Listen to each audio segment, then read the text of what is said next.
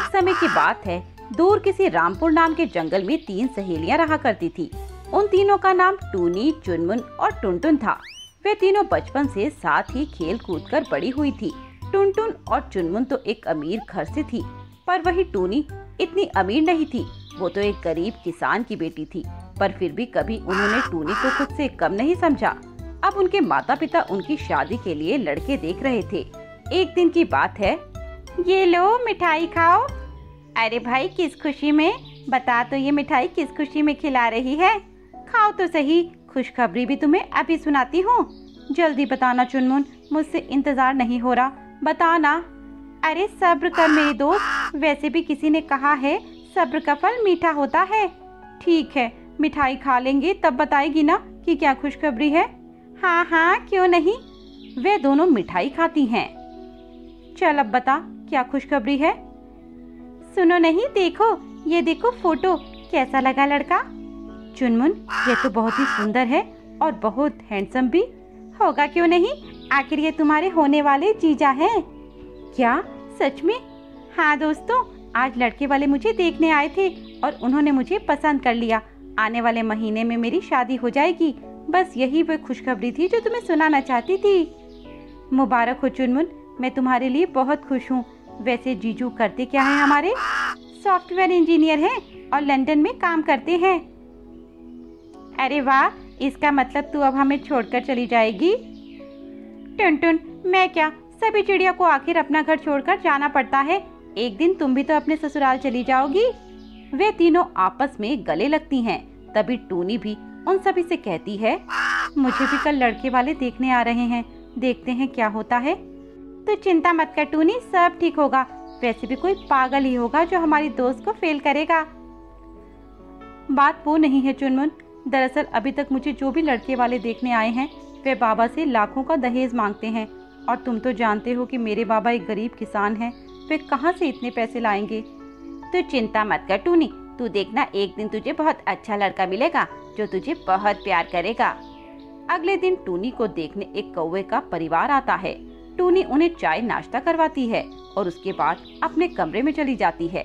वही कौवे का बाप टूनी के बाबा से कहता है, देखो भाई साहब, चिड़िया तो हमें पसंद है आपकी, पर लड़की को दहेज कितना दोगे ये पहले बता दो, क्यों ऐसा न हो कि बाद में दिक्कत हो जाए।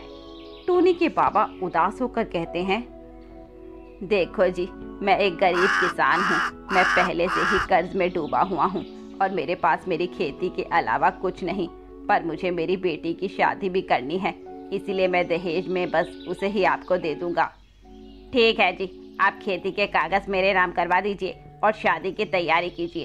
1 महीने बाद हम बारात लेकर आएंगे और टूनी को बहू बना कर ले जाएंगे। तब तक आप मंडप में मुझे वे पेपर दे देना, ठीक है? तो अब हम चलते हैं, वैसे भी हमें तैयारी करनी है। टूनी को इस बारे में कुछ पता नहीं था, वह इस बात से अनजान थी। अगले दिन टूनी ये खुशखबरी अपनी दोनों सहेलियों को सुनाती है। वे दोनों भी बहुत खुश हो जाती हैं। अरे वाह, इसका मतलब अगले महीने हम दोनों की शादी है। मैं तुम दोनों के लिए बहुत खुश हूँ। देख टुनटुन, अगले महीने हम दोनों अपने ससुराल चली जाएंगी। अब तू अपना हाल बता, तेरी प्यार की गाड़ी आगे बढ़ी या नहीं? मेरा भी सब कुछ तय है, बस एक बार सोनू की नौकरी लग जाए, फिर हम दोनों शादी कर लेंगे। मम्मी पापा को भी सोनू पसंद है, भगवान ने चाहा तो अगले महीने हम तीनों की शादी हो जाएगी। अरे यार, तुम दोनों मेरे साथ मॉल चलो ना, मुझे अपने लिए एक लहंगा पसंद करना है, और वैसे भी मेरे होने वाले वो भी आ रहे हैं। चुनमुन बहुत शर्माते हुए कहती है। वे दोनों भी साथ जाने की तैयार हो जाती हैं। वे मॉल में खरीदारी करती हैं। वहाँ चुनमुन का होने वाला पति अपने दोस्त मोनू के साथ आता है। मोनू बहुत ही हैंडसम था। उसे जो भी पक्षी लड़की एक बार देख ले वह उसकी दीवानी हो जाती थी। पर मोनू ने जब टूनी को देखा तो वह उसकी सादगी में गुम हो गया और उसे एक टुक देखता रहा। चुनमुन ने उसका परिचय कराया। इनसे मिलो, ये है मेरे होने वाले पति कालू, और ये उनके बचपन के दोस्त मोनू। और कालू और मोनू ये दोनों मेरी बचपन की दोस्त हैं। इनका नाम है टूनी और ये टुनटुन। हम तीनों ने साथ ही पढ़ाई की है और अब शादी भी एक साथ करने जा रहे हैं। आपकी भी शादी होने वाली है क्या? जी हाँ, पर आपको इतना शौक क्यों लगा? मैं सोच रहा था कि आप कुंवारी होंगी तो मैं आपसे शादी कर लूंगा। खैर छोड़ो। क्या? अरे मैं तो मजाक कर रहा था। आप ज्यादा सीरियस मत होइए। मोनू हंसते हुए बोलता है। टूनी और बाकी सब भी उसकी बात पर हंस देते हैं। चुनमुन ने लहंगे की खरीदारी करने के बाद सब लोग घर वापस आ जाते हैं। ऐसे ही समय बीत जाता है। उन तीनों की शादी की तारीख आगे पीछे निकलती है। सबसे पहले तो टुनटुन की शादी हो जाती है, उसके बाद चुनमुन की शादी, बस रह जाती है टूनी। टूनी, अब कल तेरी भी शादी हो जाएगी। पता नहीं यार, इसके बाद हम कब मिल पाएंगे। समय ऐसे ही बढ़ता रहता है, किसी को पता नहीं चलता। वैसे ये सब छोड़ो और बताओ, तुम दोनों की शादीशुदा जिंदगी कैसी चल रही है? बहुत ही अच्छी चल रही है। अब कल से तुम भी इसी जिंदगी में जियोगी, टेंशन में तो नहीं हो ना? नहीं यार, कोई टेंशन नहीं है। बस ये शादी सही से हो जाए तो बाबा के कंधों से एक जिम्मेदारी हल्की हो जाएगी। वहीं टूनी के बाबा ने अपने सारे खेत उस कौवे के बाप के नाम कर दिए। अगले दिन शादी थी। टुनटुन और चुनमुन भी अपने अपने पति और परिवार के साथ शादी में आई थी। अरे टूनी, तू तो बहुत सुंदर लग रही है। ऐसा लग रहा है जैसे कोई अप्सरा जमीन पर उतर आई हो। रुक, मैं अभी काला टीका लगा देती हूँ, कहीं किसी की नजर न लग जाए तुझे। तभी टूनी अपने बाबा को किसी से बात करते हुए सुनती है। ले लीजिए मेरे खेत के पेपर, मैंने अपनी सारी जमीन आपके नाम कर दी। बस आप मेरी बेटी का ख्याल रखना। अरे अरे क्यों नहीं, आपने वादा पूरा किया, अब हम भी वादा पूरा करेंगे। टूनी बहू का बहुत अच्छे से ख्याल रखेंगे, आप चिंता मत कीजिए। तभी वहाँ टूनी आ जाती है और उस कौवे से वह पेपर छीन लेती है। नहीं बाबा, मुझे ये शादी नहीं करनी। मैं हरगिज ये नहीं चाहूंगी कि मेरे कारण मेरे बाबा बर्बाद हो जाएं। मैं अपनी खुशी के लिए आपको दुख नहीं दे सकती। और बाबा, क्या भरोसा इन लोगों का, इसीलिए मैंने तय कर लिया कि मैं ये शादी नहीं करूंगी। ठीक है, तो हम ये बारात लेकर जा रहे हैं। चल बेटा, हमें इस घर में कोई शादी नहीं करनी। बारात वापस लौट जाती है। पक्षी तरह तरह की बातें करने लगते हैं। अरे घर के दरवाजे से बारात लौट जाना बहुत बड़ी बात है। पता नहीं अब इससे कौन शादी करेगा। टूनी की माँ का तो रो रो के बुरा हाल था। टुनटुन उन्हें चुप करवाती है। ये सब मेरी वजह से हो रहा है। अगर मैं ना होती तो बाबा को आज ये दिन नहीं देखना पड़ता। इससे तो अच्छा मैं मर जाती। टूनी चुप हो जा, तू कैसी बातें कर रही है? अरे तू ये क्यों नहीं सोचती कि जो भी हुआ अच्छा हुआ? तो रुक, मैं अभी आती हूँ। तभी मोनू चुनमुन से कहता है, अगर आप दोनों को सही लगे तो मैं टूनी से शादी करने को तैयार हूँ। मैं उस पर कोई तरस नहीं खा रहा, मैं तो सच में टूनी को पसंद करता हूँ। अरे देवर जी, फिर ये बात आपने बताई क्यों नहीं? कैसे बताता, टूनी की शादी तय हो चुकी थी। ठीक है, तो चुनमुन, अब हम अंदर चलकर सभी को दूल्हे राजा से मिलवाते हैं। वे दोनों मंडप में जाती हैं और मोनू को आगे करती हैं। अब खुश हो जा टूनी, क्योंकि हम तेरे लिए एक अच्छा लड़का लेकर आए हैं और जो तुझसे प्यार भी करता है। टूनी और मोनू की शादी बहुत धूमधाम से हो जाती है। सुंदरपुर के जंगल में कालू नाम का कौवा अपनी पत्नी लाडो के साथ रहता था। उनकी शादी को 12 साल हो गए थे, पर उनको कोई संतान नहीं थी। एक बाबा के आशीर्वाद से लाडो 12 साल बाद गर्भवती होती है। कालू को एक बेटे की आस थी। वह चाहता था कि उसे एक बेटा हो, पर उसकी किस्मत में एक बेटी लिखी थी, इसलिए लाडो को एक बेटी होती है। कालू उसे देखकर बहुत नाखुश हो जाता है, इसीलिए क्योंकि वे लड़की थी, बल्कि इसलिए कि अब उसका फौज में अपना बेटा भेजने का सपना सपना ही रह जाएगा। कालू जी, अपनी बेटी को देखिए तो, देखिए न, बिल्कुल आप पर गई है, देखिए ना। नहीं लाडो, मुझे कुछ काम है, मैं चलता हूँ। अरे ऐसा भी क्या काम आ गया जो आप अपनी बेटी को भी नहीं देख सकते? लाडो, मैं अभी बहुत उदास हूँ, मैं तुमसे बात नहीं करना चाहता। कालू ऐसा कहकर वहाँ से चला जाता है। गांव के सभी पक्षी कालू का मजाक बनाते हैं। अरे कालू, तुझे बेटी हुई है ना, लड्डू नहीं खिलाएगा? अरे कैसे खिलाएगा, उसकी शक्ल तो देखो, 12 बजे हुए हैं। ऐसा लगता है अपनी बेटी की शक्ल देखकर इसे सदमा लग गया। इसकी शादी कैसे करूंगा, यही सोचकर ये परेशान हो गया। अरे कालू, अब तेरा सपना कैसे पूरा होगा? कौन सा सपना भाई, जरा हमें भी तो बताओ। अरे कालू जब जवान था तो फौज में भर्ती होना चाहता था, पर इसके हाथ में लगी चोट के कारण इसे निकाल दिया था। तब इसने यह सपना देखा था कि जब इसका बेटा होगा तो यह उसे फौज में भेजेगा। पर किस्मत का खेल तो देखो, पहले तो इसे औलाद ही नहीं हुई, और जब हुई तब बेटी। अब बेचारे का सपना सपना ही रह गया ना। कालू उनकी बातें सुनकर वहाँ से उदास होकर चला जाता है। ऐसे ही कुछ महीने बीत जाते हैं। टूनी अब बड़ी हो जाती है और स्कूल जाने लगती है। टूनी बहुत चंचल स्वभाव की थी और हमेशा ही मस्ती में मगन रहती थी और पढ़ाई में बिल्कुल अच्छी नहीं थी। पूरा दिन दौड़ भाग में लगी रहती, जंगल के पक्षियों के साथ घूमती रहती। एक दिन की बात है। टूनी, ये क्या है? इस बार भी तू फेल हो गई। माँ, मेरा मन पढ़ाई में नहीं लगता। मुझे तो घूमना फिरना, दौड़ना ये सब अच्छा लगता है। बेटी, तू पढ़ेगी नहीं तो अपनी जिंदगी में क्या करेगी?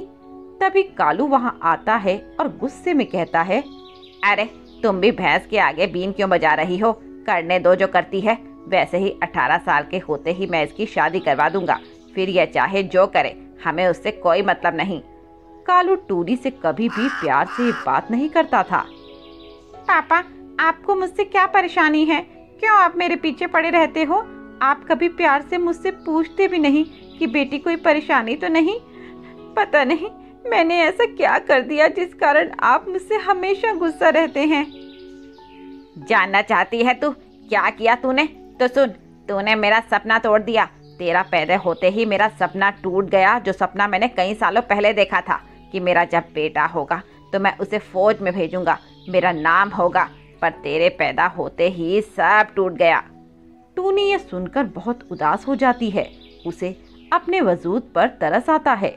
उसे लगता है उसने लड़की होकर कोई गलती कर दी। ऐसे ही कुछ महीने बीत जाते हैं। कालू को एक गंभीर बीमारी हो जाती है और वह मर जाता है। लाडो के ऊपर घर चलाने की जिम्मेदारी आ जाती है। टूनी, मैं काम पर जा रही हूँ, तू पीछे से कहीं घूमने मत निकल जाना। घर में ही रहना और खाना मैंने बना दिया है, भूख लगे तो खा लेना। लाडो इसके बाद काम पर चली जाती है। तभी टूनी घर की खिड़की से देखती है कि उनके जंगल में कुछ फौजी पक्षी आए हुए हैं। टूनी उन्हें देखने जाती है। तभी वह देखती है कि उनमें से कई औरतें फौजी भी हैं, जिन्हें गांव के सभी पक्षी सैल्यूट दे रहे हैं। टूनी अपनी दोस्त सोनू से पूछती है, यह सब गांव वाले इन्हें सैल्यूट क्यों कर रहे हैं?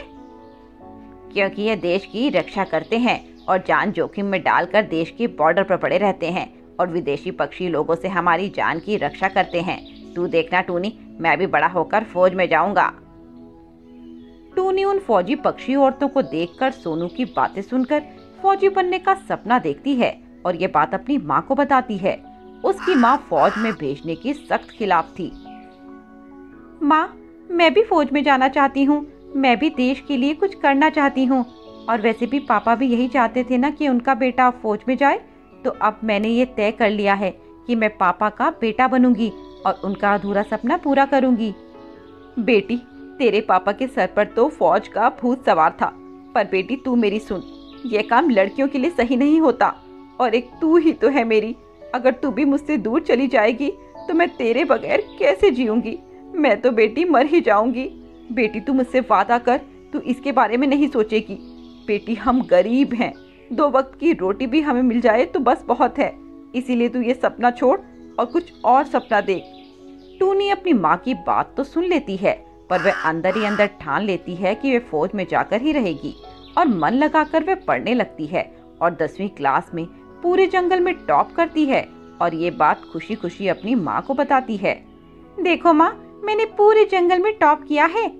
अरे वाह मेरी बेटी, यह तो बड़ी ही खुशी की बात है। अब देखना माँ, मैं आर्मी में जाकर दिखाऊंगी और देश की सेवा करूंगी। टूनी, मैंने तुझे मना किया ना, इस बारे में मत सोच। तुझे समझ नहीं आता एक बार में क्या? ये आर्मी वार्मी का भूत उतार दे अपने सर से। ये लड़कियों के लिए अच्छी जॉब नहीं है। पर माँ, मैंने फैसला कर लिया है कि मैं फौज में ही जाऊंगी। टूनी अपनी माँ की एक नहीं सुनती और फौज में जाने की तैयारी शुरू कर देती है। पर उसके सामने बहुत बड़ी समस्या थी। उसकी माँ, जो कतई ये नहीं चाहती थी कि वह आर्मी में जाए, इसीलिए टूनी उससे जूते भी नहीं मांग पाती और ऐसे ही नंगे पैर दौड़ लगाती है। उसके पैर में छाले पड़ जाते हैं, पर टूनी फिर भी हार नहीं मानती। ऐसे ही 2 साल बीत गए। टूनी ने 12वीं पास कर ली और उसके बाद उसने आर्मी भर्ती का फॉर्म भर दिया और अपनी माँ को इस बारे में कुछ नहीं बताया।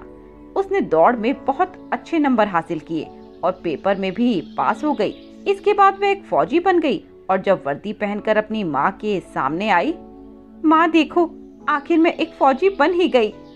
आखिर तूने अपनी मनमानी की, मेरे लाख मना करने के बाद भी तू नहीं मानी ना। माँ, आपको तो खुश होना चाहिए, मैंने पापा का सपना पूरा किया। वो ये सोचते थे कि लड़कियां फौज में नहीं जा सकती, पर मैं आज एक फौजी बन गई। आज अगर पापा जिंदा होते तो कितना खुश होते। तूने अपने पापा का सपना तो पूरा कर दिया, पर बेटी तूने अपनी माँ का दिल तोड़ दिया। एक तू ही तो सहारा है मेरा। अब तू भी मुझसे दूर चली जाएगी तो कैसे रहेगी तेरी ये माँ, ये तूने कभी सोचा? माँ, पर मैं देश की सेवा करना चाहती हूँ। कुछ दिनों बाद टूनी अपनी ड्यूटी पर चली जाती है। ऐसे ही कुछ महीने बीत जाते हैं। टूनी की अब कोई खबर नहीं थी। लाडो का तो दिल डर के मारे घबरा रहा था। वह उसकी याद में रोए जा रही थी। बहुत समय हो गया, टूनी की कोई खबर नहीं आई। हे भगवान, सब ठीक हो, तू मेरी बेटी की रक्षा करना। तभी लाडो के घर का फोन बजता है। लाडो फोन उठाती है। हेलो, मैं कुन्नू आर्मी से बात कर रहा हूँ। आप क्या टूनी की माँ बात कर रही हैं? हाँ बोलिए, मैं टूनी की माँ ही बात कर रही हूँ। क्या मेरी बेटी से बात हो सकती है? वह जब से गई है उसकी कोई खबर नहीं है। मैं उससे बात करना चाहती हूँ। अगर वो आपके करीब है तो आप मेरी उससे बात करा दीजिए। माताजी, टूनी से अब आपकी बात कभी नहीं हो पाएगी। माताजी, मुझे यह बताते हुए बड़ा ही दुख हो रहा है, पर टूनी अब हमारे बीच नहीं रही। पड़ोसी देश ने अचानक से हमला कर दिया, जिसमें टूनी ने अपनी जान की बाजी लगा दी और उसने जमकर मुकाबला किया, पर दुर्भाग्यवश बच नहीं पाई। हम 2 दिन में उसका पार्थिव शरीर लेकर आपके पास आ जाएंगे। लाडो ये खबर सुनकर चक्कर खाकर गिर जाती है। उसकी तो सारी दुनिया एक पल में खत्म हो जाती है। 2 दिन बाद टूनी का पार्थिव शरीर गांव में आता है। लाडो उसे देखकर बहुत रोती है। जंगल के सभी पक्षी टूनी के अंतिम दर्शन करने आते हैं। मुझे तुझ पर बहुत गर्व है बेटी। आखिर तूने ये साबित कर ही दिया कि देश के लिए केवल बेटे ही नहीं बल्कि बेटी भी जान न्यौछावर कर सकती है। आज तेरे पापा जिंदा होते तो उनका सीना गर्व से ऊंचा हो जाता। लाडो अपनी बेटी को आखिरी सैल्यूट करती है।